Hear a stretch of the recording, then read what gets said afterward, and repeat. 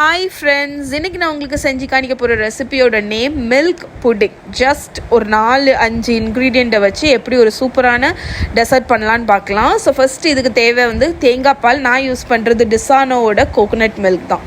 ஒரு சாஸ்பேன் எடுத்துக்கோங்க, அதில் தேங்காய் பால் ஆட் பண்ணிக்கோங்க. இதுக்கு தேவையான அளவு சுகர், நான் ஒரு 200 ml தேங்காய் பால் ஆட் பண்ணியிருக்கேன். அதுக்கு 1/2 கப் சுகர், 1/4 கப் அளவுக்கு கார்ன்ஃப்ளவர், அதுக்கப்புறமா பால். இதோட ஃபுல் ரிட்டன் ரெசிபி கீழே டிஸ்கிரிப்ஷனில் ஆட் பண்ணுறேன், செக் பண்ணுங்கள்.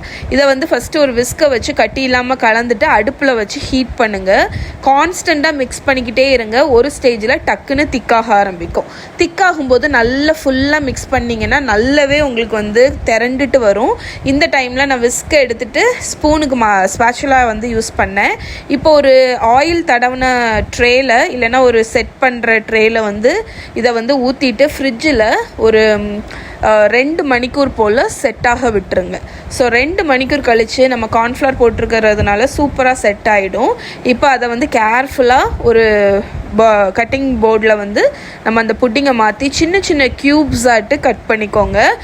இதை நீங்கள் இப்படியே சர்வ் பண்ணலாம். பட் இது இன்னுமே பார்க்குறதுக்கு ப்ரெசன்டபுளாட்டு ஆக்குறதுக்கு டெசிகேட்டட் கோகோனட் வச்சுருக்கேன். அந்த கோகோனட்டில் இந்த புட்டிங்கை நல்லா ரோல் பண்ணிடுங்க. நீங்கள் அதை போட்டுட்டு லைட்டாக ஷேக் பண்ணாலே அந்த புட்டிங்கில் ஃபுல்லாக டெசிகேட்டட் கோகோனட் ஒட்டிடும். ஸோ இந்த மாதிரி வச்சுட்டு நீங்கள் இதை ஒரு பிளேட்டில் வச்சு சர்வ் பண்ணலாம். ஜஸ்ட் ஒரு 4 இன்க்ரீடியன்ட்ஸை வச்சு பண்ணக்கூடிய இந்த டெசர்ட் ரொம்ப நல்லாயிருக்கும். கோகோனட் ஃப்ளேவர் இதில் நல்லாவே வரும். இந்த தேங்காய் பால்லேருந்து, அதுக்கப்புறம் இந்த டெசிகேட்டட் கோகோனட்லேருந்து குழந்தைங்களுக்கு ஈவினிங் டைமில் ஈஸியாகிட்டு ஒரு வெரைட்டியான ஒரு ஸ்நாக் நீங்கள் செஞ்சு கொடுத்த மாதிரி இருக்கும். இதை கண்டிப்பாக ட்ரை பண்ணி பாருங்கள். ட்ரை பண்ணிங்கன்னா எப்படி இருக்குன்னு சொல்லுங்கள்.